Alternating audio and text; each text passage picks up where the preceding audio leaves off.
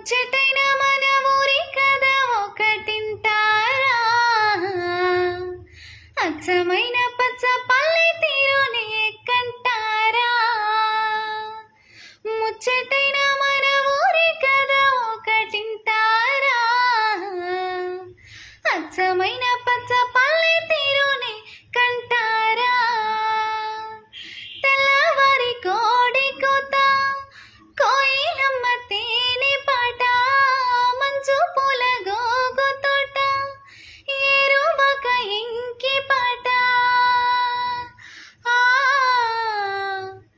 ఈ పల్లె పడుచుల ముత్యాల ముగ్గులో, సెలయేటి పరుగులో, గోదారి ఉరకలు, చెప్పలేని ఎన్ని హంగులో